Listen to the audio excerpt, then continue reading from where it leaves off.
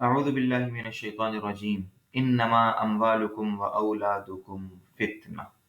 سورۃ تغابن کی یہ آیت ہے، اور اس کے اندر اللہ سبحانہ و تعالیٰ نے دو چیزوں کو امتحان بتایا ہے۔ وہ دو چیزیں کون سی ہیں؟ وہ دو چیزیں ہیں تمہارا مال اور تمہاری اولاد۔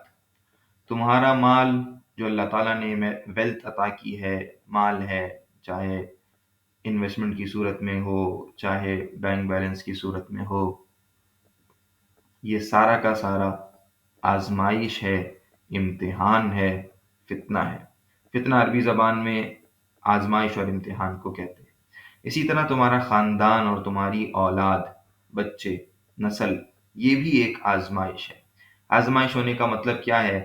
یعنی کہ اللہ سبحانہ و تعالیٰ کے جو احکامات اور جو آرڈرز ان چیزوں سے متعلق دیے گئے ہیں، ان کو پورا کرتے ہو یا نہیں کرتے۔ اور اگر پورا کرو گے تو اس امتحان میں کامیاب ہو جاؤ گے، اگر پورا نہیں کرو گے تو اس امتحان میں ناکام ہو جاؤ گے۔ تو مال جو انسان کے پاس ہے وہ آزمائش ہے۔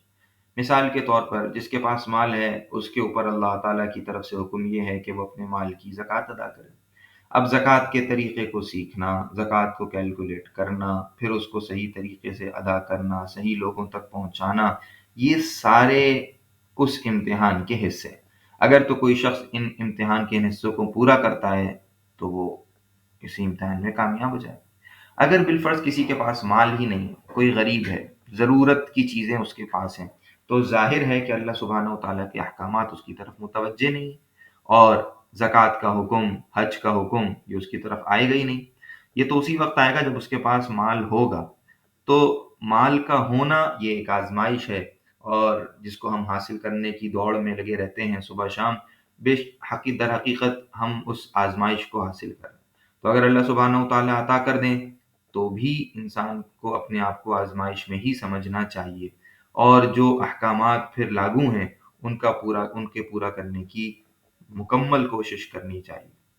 اس لیے کہ اگر خدا نخواستہ اس امتحان میں ناکام ہو گئے تو پھر آخرت میں بڑے مسئلے میں پھنس جائیں گے۔ اس لیے کہ وہ شخص تو نہیں پھنسے گا جس کے پاس مال تھا ہی نہیں۔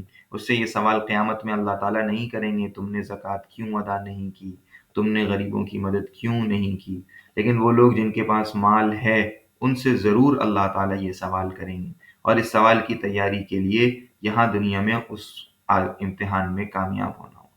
اسی طرح انسان کی اولاد بھی اس کے لیے فتنہ ہے، یعنی کہ جو احکامات ان سے متعلق ہیں ان کی تربیت کرنا، ان کو دین سکھانا اور ان کو اچھے طریقے سکھانا وغیرہ، اور جو ان کے حقوق ہیں وہ ادا کرنا، جیسا کہ ان کا اچھا نام رکھنا، اور ان کی جو ضروریات ہیں ان کو پورا کرنا، یہ سارا کا سارا امتحان ہے۔